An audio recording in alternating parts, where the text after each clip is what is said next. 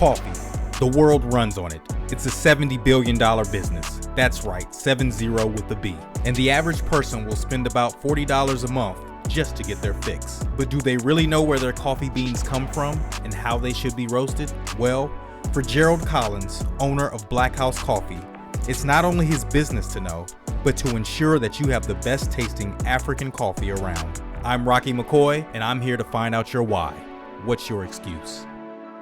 Born and raised in Norfolk, Virginia, Gerald Collins learned the self-sufficiency of entrepreneurship early in his childhood. I'm the only child of my parents, so, most people would say, you spoiled. I didn't see it like that because I still had to ask, and I didn't want to ask, but, I never needed or wanted for anything. I mean, my childhood was amazing. 15, 14, I was working, cutting grass.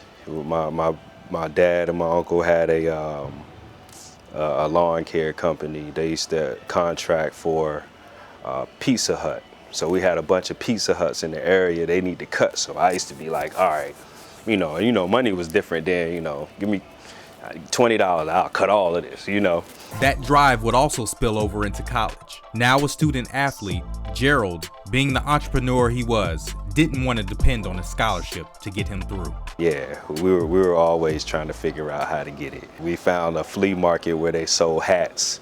The hats were like $7, and these were the hats everybody paying $21 for. I'll go buy 10 of them, and I'll get off them, t-shirts, you name it. Despite having offers to play ball overseas, Gerald decided a 9-to-5 was better for his pockets. I love the game of basketball, but my hoop dream wasn't really a hoop dream. Like, I live the game. So it's different when you're thinking that I don't need to play on nobody else's schedule. I don't need to play with nobody's team. I'm gonna pull up whenever, wherever, all the time and conquer.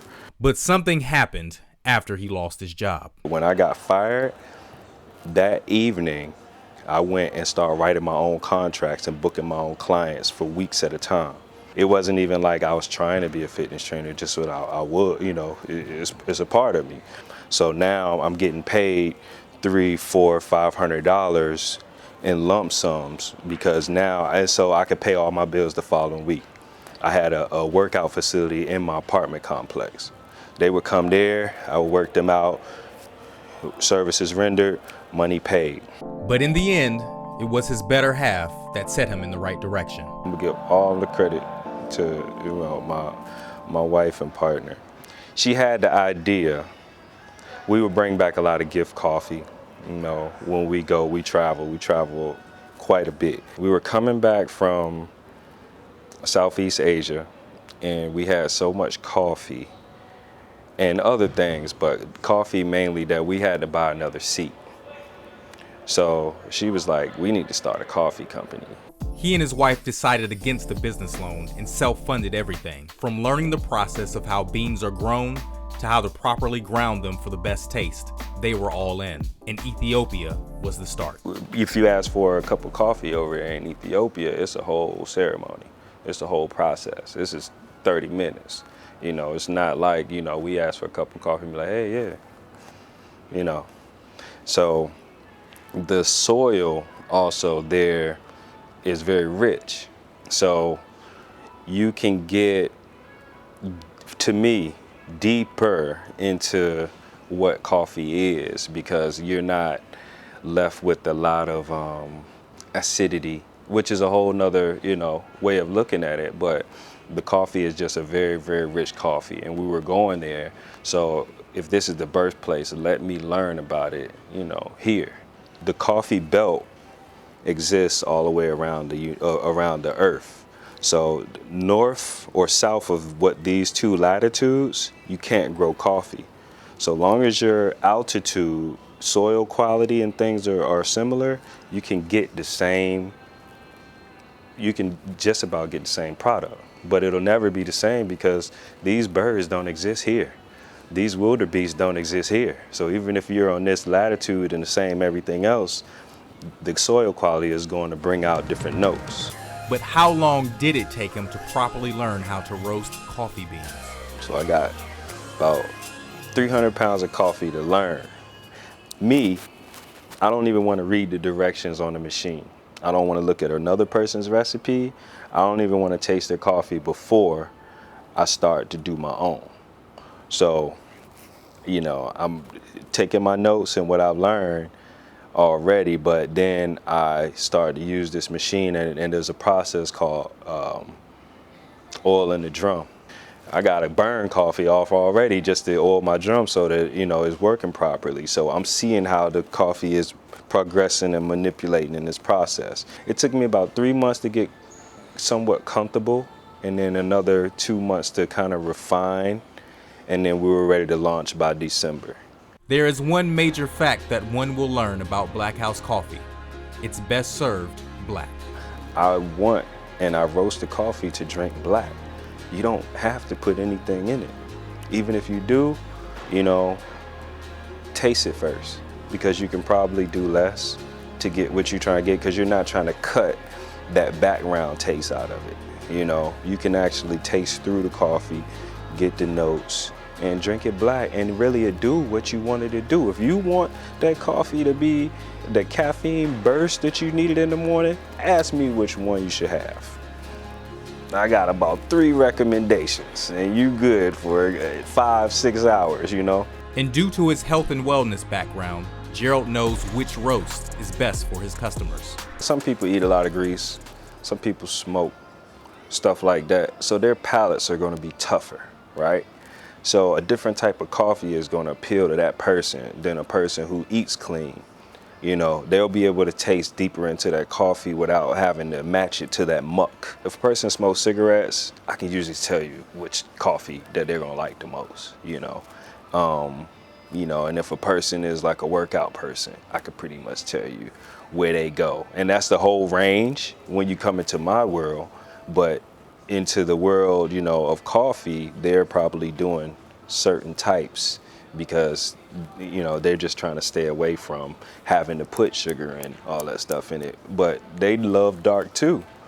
They just ain't had no darks that they can do that with. Launching in the height of the pandemic, Black House Coffee started on a digital platform as opposed to a traditional coffee house. We didn't want a coffee shop. Really, the idea was to be a roaster and help other people create their coffee companies. The brand ended up taking off into a thing of its own. So then it just organically started to grow into what it is now. But originally, if you got a coffee shop, and you need good coffee, I know how to roast it.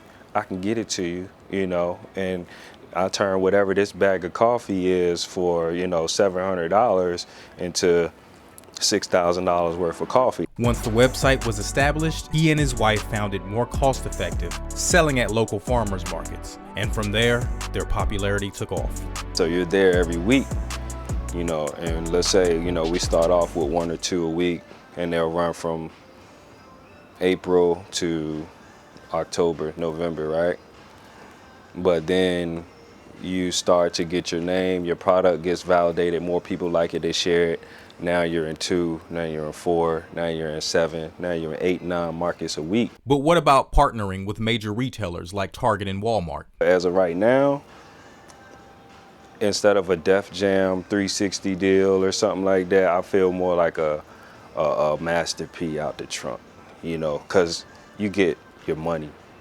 You get to do and move it the way you need to do so you can grow on your own, and you're not dependent on one of the big monsters to put in a $300,000 order and say, okay, provide this to me at this clip over this amount of time.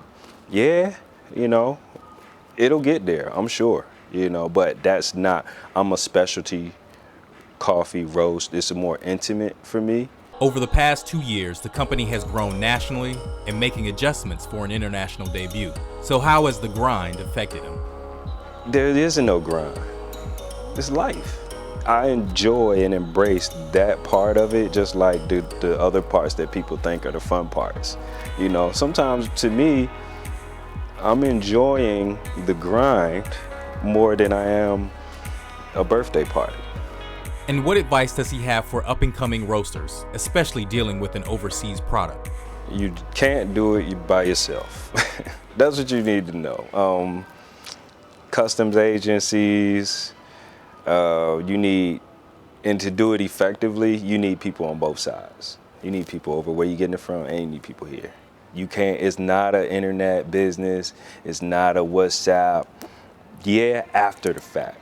But you gotta go there and look at a person and talk to them in their eyes to figure out what's gonna be what.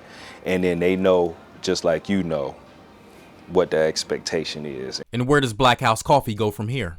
I'm big on letting things go organically, where they, you know, where it just bleeds, you know. Coffee houses, possibly, roast houses, shops, a lot of, you know, employees. You know, I think it's unlimited. And as always, we close with my two favorite questions. What advice would you give your younger self? Keep going, believe in yourself, enjoy and embrace the journey. And what advice would your younger self give you now? My younger self would probably say, be a little more brash.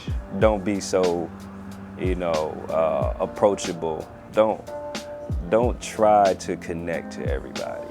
So next time you need that jolt of caffeine from that coffee fix, bet on Black with high quality coffee from Black House Coffee. Hello everybody, my name is Gerald Collins, master roaster for Black House Coffee. Black House is my excuse. What is yours?